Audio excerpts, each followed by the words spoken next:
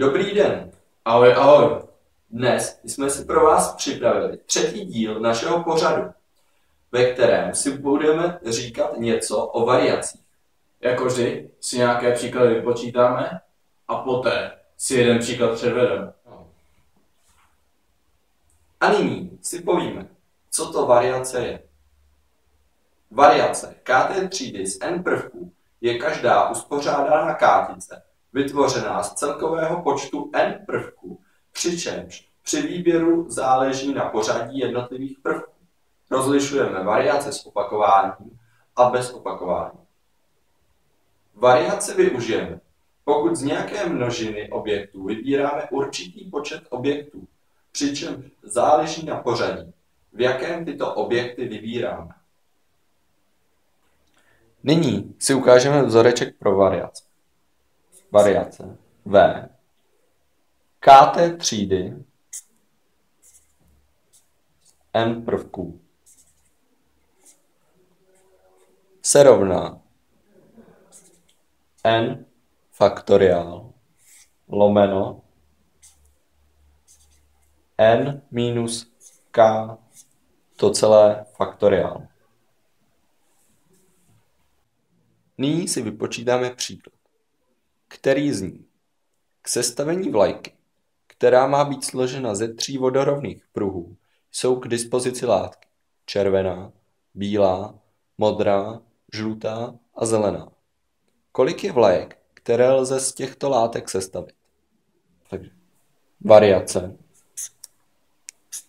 třetí třídy z 5 prvků se rovná. V tomto příkladu používáme variace, protože záleží na pořadí a žádný z prvků se neopakuje. Například vezměli ruskou vlajku a prohodili pořadí barev, tak dostaneme holandskou vlajku. A to my nechceme. 5 faktoriál lomeno v závorce 5 minus 3 to celé faktoriál. To se rovná 5 faktoriál si rozepíšu na 5 krát 4 krát 3 krát 2 faktoriál a ve jmenovateli dostanu výsledek 2 faktoriál.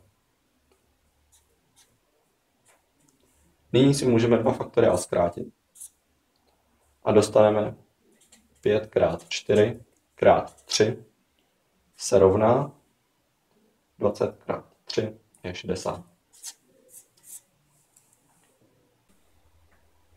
Nyní si ukážeme příklad, ve kterém máme 2 kostky, jednu červenou, druhou bílou a ptáme se, kolika způsoby může padnout sedmička. Takže první způsob, druhý způsob, třetí způsob, čtvrtý způsob, pátý způsob, šestý způsob a to je všechno. Tento příklad se nepočítá žádným vzorečkem, proto si musíme vypsat všechna řešení. A touto bombou se s váma loučíme.